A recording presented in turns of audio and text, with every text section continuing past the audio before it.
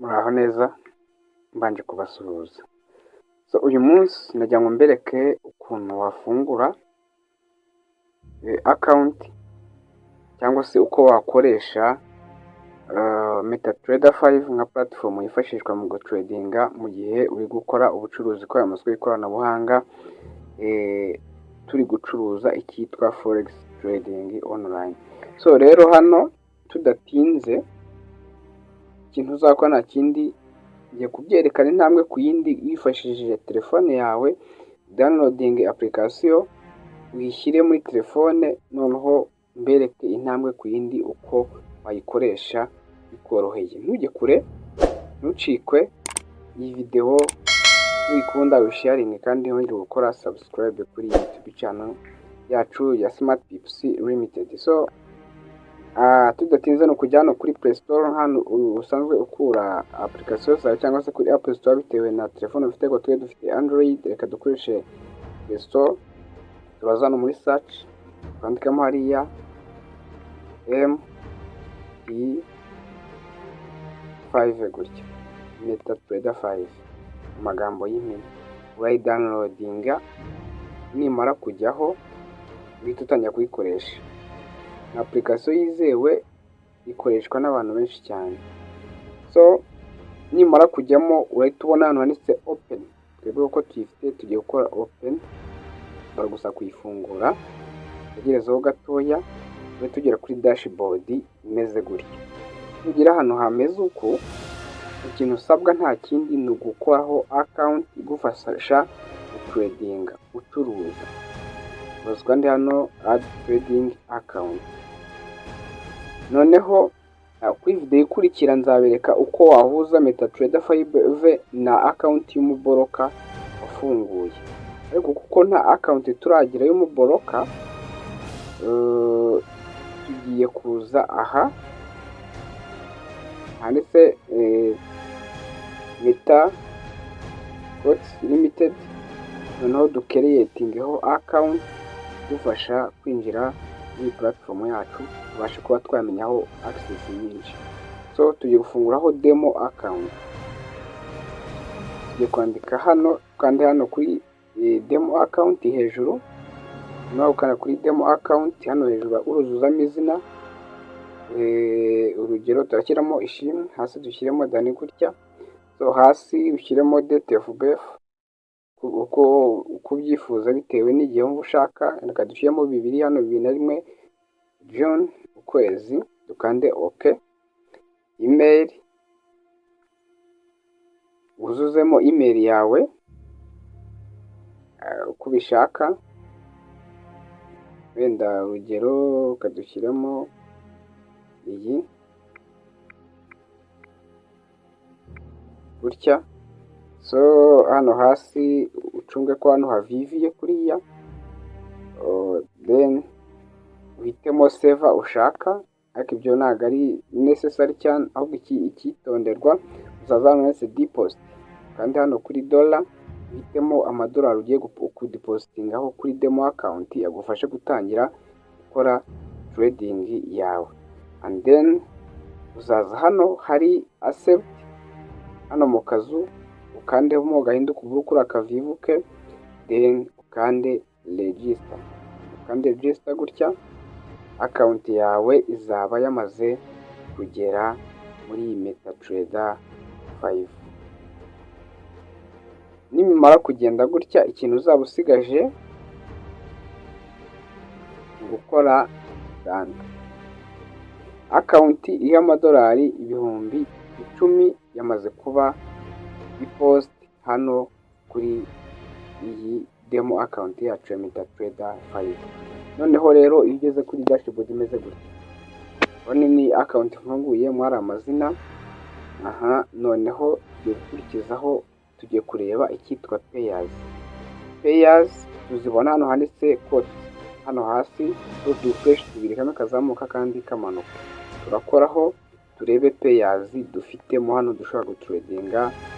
Hari USD, GBP, USD, HF n'izindi zose zimanuka. USD Japan Yen yose arimo hano amapeya iyo ushaka kongeramo andi mapeya ukanda hariya hejuru handitse agateranyo kuriya, then ugahitamo forex, then ukandikamo peya ushaka ikaza. Iyo imaze kuza urugero nk'iyi ngiyi yo hejuru USD Canadienne, ugahita ukandaho hano kuri plus, peya yawe iba yiyongeye muri peya wa tradingaga, ukaba wayitradinga. Ubona yayisizemo hano hasi.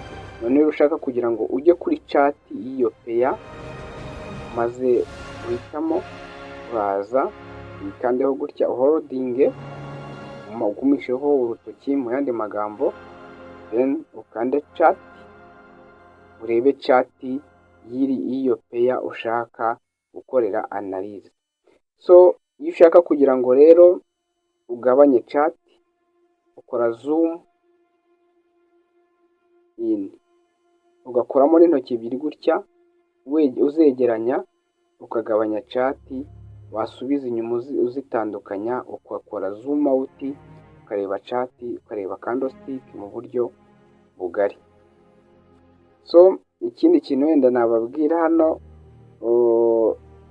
hano handitse chat nyine ni ugiye kureba chat ya peya ufite. Noneho iyo ukanda hano trade, uba ugiye kureba trade wakoze izo arizo. Noneho rero tugiye gukurikizaho ikintu cy'ingenzi, uko winjira mu isoko. Nukanda hariya kuri trade, ukaza ugakanda hariya hejuru hari akantu kameze nk'agapapuro kazinze ku nguni, handitseho harimo akantu ka plus ko guteranya, ugakandaho kuriya, uzaba winjiye ugiye gukora order ikwinjiza mu isoko. Hano handitse SL ni sell, ni stop loss, stop loss, aho washyira stop loss yawe. Hano handitse TP ni take profit. Stop loss ni hagarika gihombo uzashyira mu isoko igihe uri gutradinga, ikagufasha kugabanya igihombo cyawe mu gihe isoko ryagiye mu cyerekezo utifuzaga ko ryajyamo. So kuri TP ni take profit, ni aho isoko ryawe niriramuka rigiye mu cyerekezo wifuzaga rikagera, uzahita wunguka uve mu isoko n'inyungu uvanyemo. Stop loss nuyisetingamo, isoko rikajya mu cyerekezo utifuzaga, rizagukuramo n'igihombo cy'amadolari runaka wagennye guhomba kuri account yanjye. Mbabwira ngo trading forex ni ibintu ukora ugafata imyanzuro igihe ubishakiye, ugakora ibyo ushatse bitewe n'ubumenyi ufite. Hano rero kuri Smart Tips Academy tubafasha gusobanukirwa neza akantu ku kandi, aho wagira ikibazo watubaza, ikibazo cyo twazagusobanuriraho ubutaha watubwira. Umaze kubisetinga byose rero, ushyizemo stop loss yawe, ushyizemo take profit yawe, ukanda sell hano hasi cyangwa se buy, ugakora order.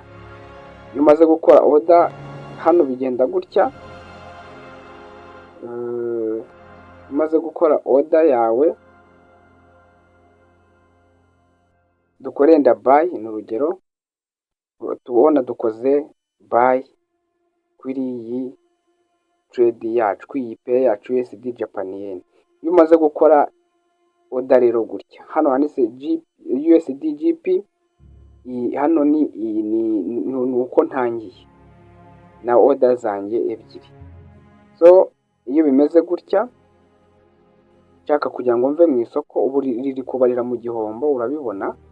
Nshaka kugira ngo mve mu isoko, ubu ritangiye kuza mu nyungu ryo hejuru, ndaza nkoreho gutya kuri order ya mbere, nganisha ibumoso bwa telefone, hazemo kano kantu ka V, nandeho kuriya, mve mu isoko n'inyungu y'amadolari 4. Na hano niko bizagenda, nande V, mve mu isoko n'inyungu y'amadolari angana kuriya. So ibi ngibi ninjya kureba noneho inyungu mfite cyangwa se order nakoze nicyo zanyunguye, zaza nkanda hano kuri history, ndebe inyungu nagize nacuruje uyu munsi, ndebe igihombo nageze uyu munsi. Ikindi hano wenda nakwereka, urabona hara hejuru hari akantu k'akarango ka calendar, nzaza mkandeho kuriya, noneho mpitemo kureba history y'ibyo nakoze mu gihe runaka. Hari iz'uyu munsi handitse today, hari last week ibyo nakoze mu cyumweru cyashize, last month ibyo naba narakoze mu kwezi kwashize, last 3 months mu mezi 3 yashize, cyangwa se customized period, so mu gihe nyine kirekire. So ikindi hano nimara kureba icyo nshaka, hano nzareba orders, hano ndebe muri detail uko ibintu bimeze. So ndumva iby'ingenzi by'ibanze nabiberetse hano ni kuri chat ukareba. Ikindi kintu hano nababwiye kiri shortcut ushobora gukoresha igihe ugiye kwinjira mu isoko.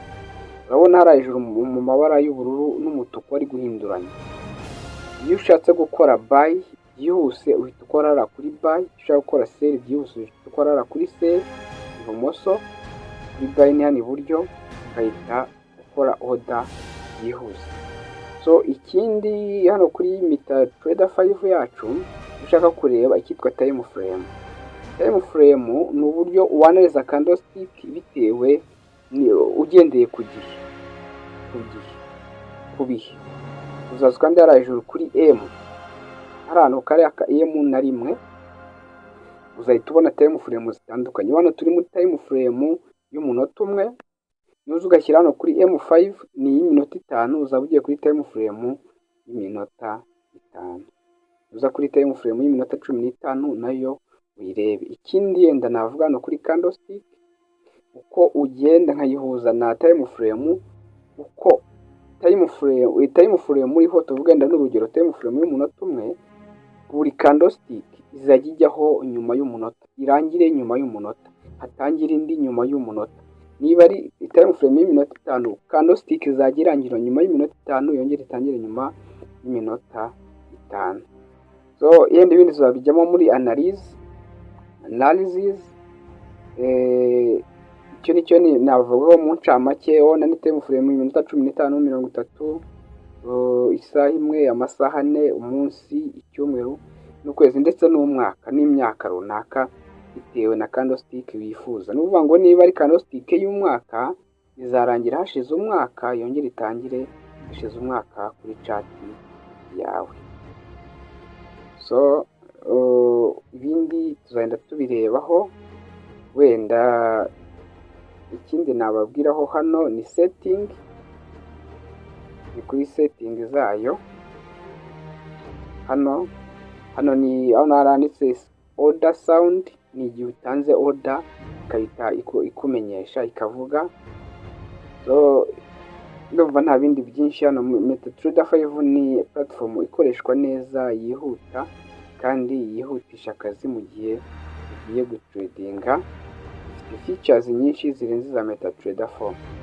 So yenda ushaka no kugira ngo ushyiremo indicator utaza kanari hejuru hari ntago mberetse neza, hari hejuru hari akantu kameze nk'idolari gaciyemo akarongo gahagaze, kandi gutya maze ukanda hano kuri F+ uhitemo indicator.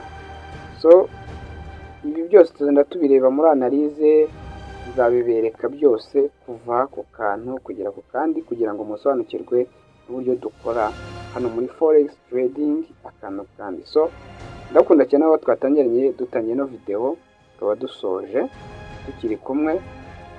Tera inkunga Smart Tips Limited kugira ngo tubashe kwaguka, twagura umuryango. Intego yacu ni ukugira ngo tumenyekanishe ibikorwa dukora, ducire inzira abantu bayakiri mu bujiji, bareba aho bahera, bareba icyo bakora kugira ngo batere imbere, biteze imbere mu isi y'ikoranabuhanga. Nicyo kituraje ishinga. Ibi rero dukora ntabwo ari ibyacu gusa, ni ibiragano, tuzabiragana abuzukuru n'abana bacu bazasange dufite umusingi ufatika. Wakora subscribe kugira ngo dutere inkunga, ugasangiza video, ukadusaba kujya muri classes zacu twigisha. Hari VIP class, akaba na free class. Ujyamo ujoininga bitewe niyo wifuza kwigamo cyangwa se n'ubushobozi ufite. So hano twigisha kinyamwuga rero, abahageze no baguha ubuhamya. Dukene rero kugira ngo tubone nimero yacu ni 0788925833, tukagufasha kujoyininga groupe WhatsApp zigufasha na Telegram zigufasha kwiyungura ubumenyi hano muri forex trading ndetse na cryptocurrency. So rero wowe ubonye ino video twagusaba kuba umwambassador kugira ngo udutere inkunga, utubwire n'ikindi wifuza ko twazaganiraho gutaha muri forex trading, waba wibaza cyangwa se cryptocurrency, nicyo tubereye hano. Dufite n'inzobere cyane muri byo badufasha gukora ibintu bitandukanye, haba analyse, guha abantu signals z'ubuntu, ibyo byose turabikora hano. So rero mukomeze mugire ibihe byiza, ndabakunda cyane. Ciao ciao.